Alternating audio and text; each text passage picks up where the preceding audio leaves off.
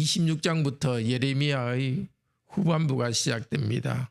26장에서 29장은 예레미야가 선지자가 전하는 하나님의 말씀을 저항하는 거짓 선지자들이 어떻게 행했는가 하는 것을 나타냅니다. 왕들과 선지자들은 하나님의 백성의 죄와 멸망에 대한 책임이 큽니다. 오늘 26장과 또 내일 묵상할 27장은 요야김 왕의 즉위 초에 일어날 일입니다. 요야김 왕이 609년에 즉위되어 왕으로 되었습니다. 그리고 4년이 지나면 1차 포로, 주전 605년에 1차 포로가 되는 그 시기입니다. 26장은 앞쪽 7장에서 10장에서 예레미야가 성정문 앞에서 예언할 때 일어난 일을 이곳에 또 모아서 말하고 있습니다. 1절에서 7절은 예레미야가 성전에서 예언했던 이야기입니다. 말씀에 불순종하면 파멸을 당할 것이라고 경고를 했습니다. 8절부터는 죽임의 위협 가운데서도 예레미야가 예언을 담대히 계속한 말입니다. 1절에서 예레미야가 성전 뜰에서 예언했습니다. 여호와 하나님께서는 율법을 통하여서 백성을 가르쳤고 선지자들을 통하여서 그 율법을 자세히 가르쳤습니다. 말씀에 순종하면은 이 땅에 오래 사는 복을 얻을 것입니다. 그러나 말씀에 불순종하면 이 성전을 실로와 같이 할 것이다 라고 예레미야가 예언합니다. 성전 건물을 짓기 전에 하나님의 법궤가 텐트 안에 있었습니다. 그것을 성막이라 합니다. 엘리 제사장 때에 블레셋이 침략하였을 때에 그 성막은 파괴된 것으로 보입니다. 하나님이 선택한 이 예루살렘도 파괴하여서 세상의 저주거리가 되겠다고 예레미야가 예언했습니다. 실로에서 성막이 있었는데 그 성막이 파괴될 때에 제사장 엘리 가문이 심판을 당했듯이 이제 성전과 함께 제사장들과 선지자들도 심판을 받을 것이라고 예언을 했습니다.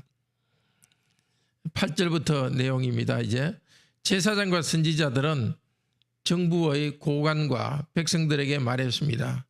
예레미야가 예루살렘 성과 성전에 대해서 부정적으로 예언했기 때문에 사형시켜야 된다고 주장했습니다. 백성들도 처음에는 예레미야를 죽이는 것이 옳다고 동의했습니다. 그런데 예레미야가 다시 백성들에게 말합니다. 12절에서 자기가 한 말은 예언의 내용, 하나님의 심판이 있다 하는 내용은 자기 생각이 아니라고 합니다. 하나님께서 나를 보내사 너희에게 듣게 하셨다고 선언합니다. 백성들이 악한 행위를 고치면은 여호와께서 재앙을 돌이킬 것이라고 강조합니다. 15절에서 예레미야 자신을 죽이면은 무죄한 피를 흘리는 것이라고 말합니다. 예레미야는 죽음의 위험 앞에서도 자기에게 주신 사명대로 용기 있게 말합니다. 자기는 죽더라도 하나님의 백성이 멸망하는 것을 방지하기 위해서입니다. 하나님에 대한 충성심과 백성에 대한 사랑 때문에 그런 위험을 무릅썼습니다. 우리들도 정직하게 말하는 용기가 있기를 바랍니다. 16절에는 백성의 지도자와 백성이 함께 변호하여서 예레미야를 살리는 이야기입니다.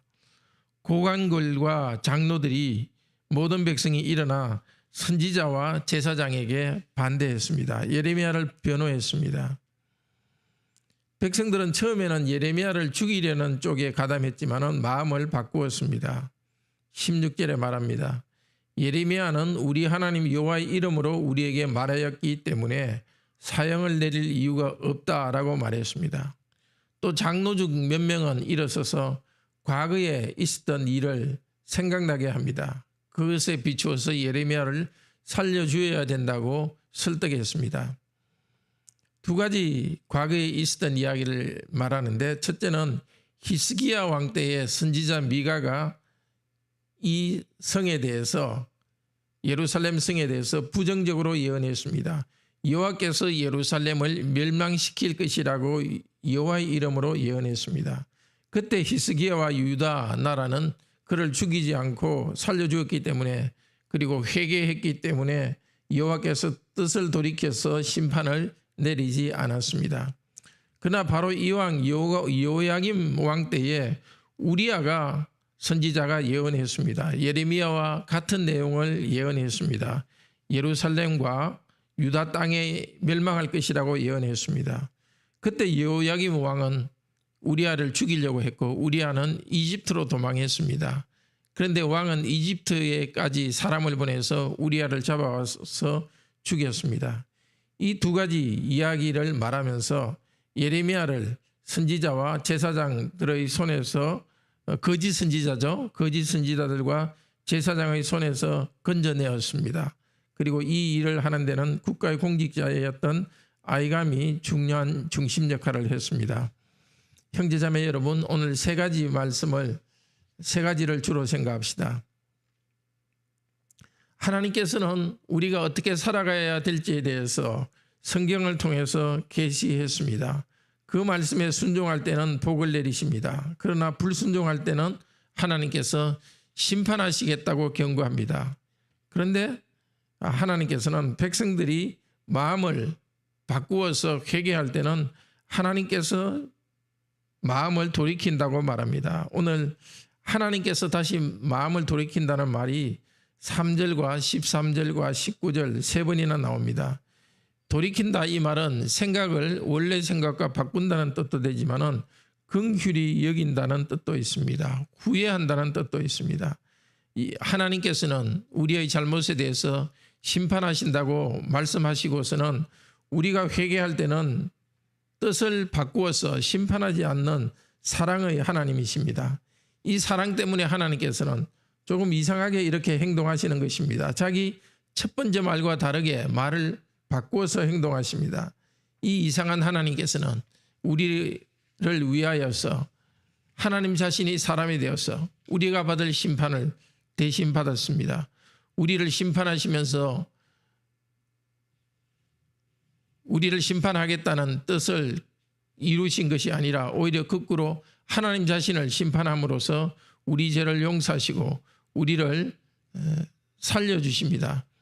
우리 모두 죄 용서받아서 하나님의 백성이 되었으니까 그 사랑에 감사하면서 하나님의 말씀에 순종하며 살아갑시다. 지금도 우리가 잘못할 때는 하나님께서는 사랑의 매를 드십니다.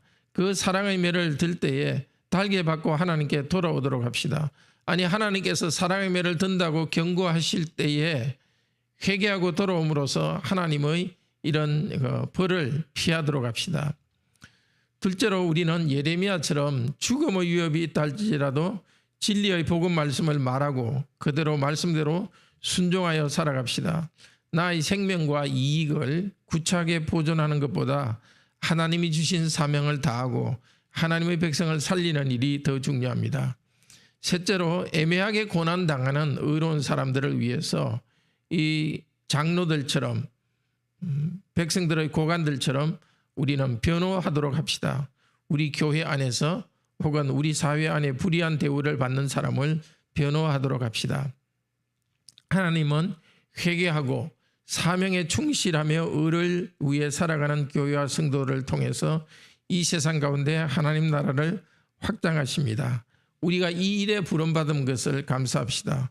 오늘도 구체적으로 우리가 하나님 나라 백성으로서 어떻게 해야 될지를 기도하면서 우리 자신을 돌아보고 회개할 바를 회개하고 순종할 바를 순종하는 하루가 되기를 바랍니다. 기도합시다. 자비로우신 하나님, 하나님께서는 우리의 죄에 대해서 심판하시는 분이시지만 우리가 회개하고 돌아올 때 심판하겠다는 말을 바꾸어서 취소하시는 참으로 자비로우신 분이십니다. 이 일을 위해서 우리를 용서하기 위해서 하나님 자신이 사람이 되어서 우리가 받아야 될 벌을 대신 받으셨습니다. 참으로 감사합니다. 이 큰 은혜 받았사오니 하나님 앞에서 굳센 믿음을 가지고 순종하며 살아가게 하소서. 예레미야처럼 정직하게 살아가도록 정직하게 말하고 특별히 복음을 정직하게 말할 수 있는 용기를 저희들에게 주시옵소서. 그리고 애매하게 고난당하는, 애매하게 피해당하는 사람을 볼 때에 저희가 용기를 내어서 그들을 변호할 수 있는 용기를 주소서. 거룩하신 하나님, 이 아침에도 저희에게 성령님을 보내주셔서 저희 영혼을 깨끗하게 정결하게 하여 주소서. 저희 영혼을 하나님 앞에 다 내어놓고서 고백하면서 우리 하나님이 주시는 순결을 회복할 수 있도록 도우소서. 이세미 자매 수술 후에 잘 회복될 수 있도록 하시니 감사합니다. 조속히 회복되어서 하나님의 나라를 위하여서 섬기는 많은 일을 할 수 있도록 도우소서. 새로 태어난 우리 이지용 가정에 태어난 이 자녀 건강하게 잘 자라도록 인도하시고 산모를 잘 몸을 회복시켜 주소서. 지금도 북인도 지역에서 우리의 형제자매들이 핍박당하고 있습니다. 죽임당하고 있습니다. 주님 불쌍히 여기셔서 그곳에 공적인 질서를 회복할 수 있도록 하시고 우리 형제자매들이 이 핍박을 피할 수 있도록 주님께서 불쌍히 여기시고 일하여 주시옵소서. 주 예수 그리스도 이름으로 기도드립니다. 아멘. 은혜로운 기도 시간 되기를 축복합니다.